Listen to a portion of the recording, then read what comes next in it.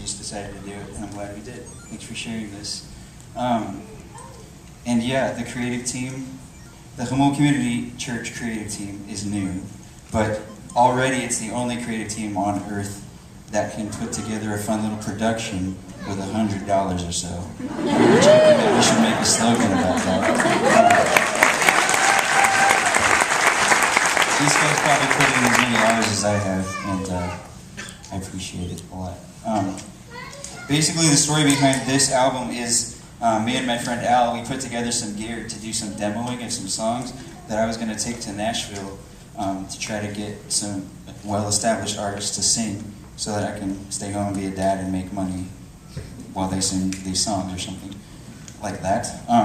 And so while we were doing that, I decided to bring some of my friends in and track some instruments on it. And then we ended up packaging it, and I went to Nashville and had a great time, but I came back home and still had hundreds of CDs.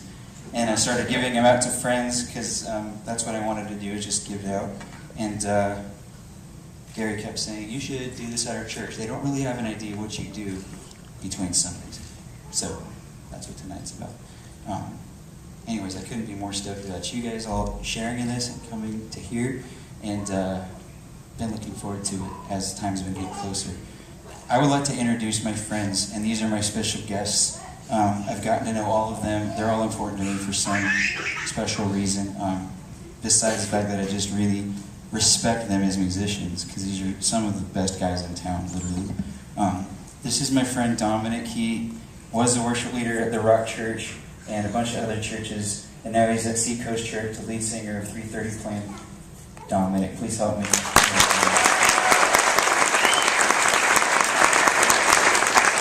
The beautiful blonde over here, kind of special to me. She gave me 2 kids, so that's kind of cool. Actually, we have 2 other singers that were going to sing, and for different reasons they aren't singing. So she's kind of a last-minute addition, but it's so fitting, and I'm so glad it worked out this way.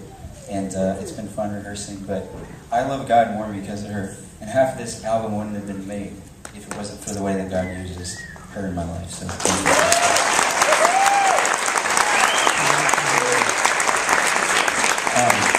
Adam Sanchez, he is the main worship leader over at San Diego Christian College, and just been enjoying his heart, and love him as a musician. Please help me welcome Adam. On drums, in a band called Future of Forestry, done a lot of other drumming, and just a really cool guy. From the moment I met this guy, he just makes you want to hang out with him more.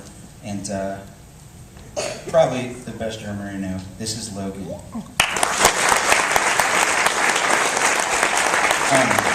So we have this extra room that we keep available. My 3-year-old daughter calls it Keikoa's room because he lives between LA and San Diego, working back and forth, and this guy's become like family. Please help me welcome Keikoa. This guy, I ask advice on music because he listens to music as if he's listening outside of the situation. So he can hear what the drums are supposed to do, the guitar, lots of other stuff, and he's got this just kind of producer's mind. So I've really gotten to respect him as a musician, and we have a picture of his baby in our fridge, so I guess that makes him my friend too. But he actually helped me a lot on this record. So this is Andrew. His friends call him Andrew. Worship and Creative Arts Director at Skyline Church. Love getting to know this guy. Great keyboard player. Please help me welcome Josh. So now that we got all that non-vertical stuff out of the way, let me introduce you also to the last member of my band, this piano.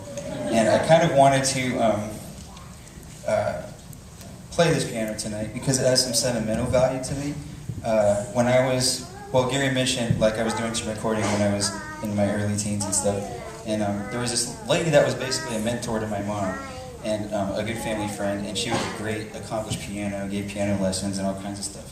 And when I was doing some recording, I asked her if she would play on some of the songs. And I don't know if she just thought my music sucked or something, but she said no. But she said, I encourage you, I think you could just pick it up, so like go try it. And so I did, and I ended up playing on that album, and I've been playing trying to play ever since. And when she died, she left this to me. And so I wanted to bring it. Oh gosh, I didn't mean to do that. But I wanted to play this tonight.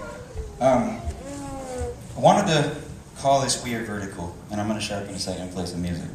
But I wanted to call this Weird Vertical because part of this journey of this album has been the last 2 or 3 years of God just transforming my life and transforming my mind. And I'll talk more about that a little bit later. But the we part means a lot to me now.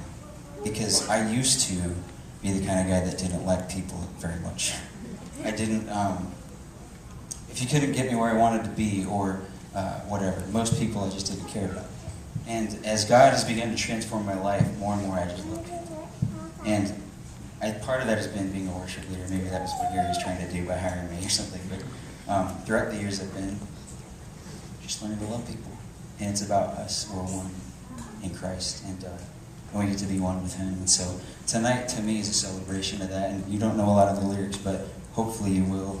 You get an album and you'll be able to do this next year or something. But we'll get to the music now.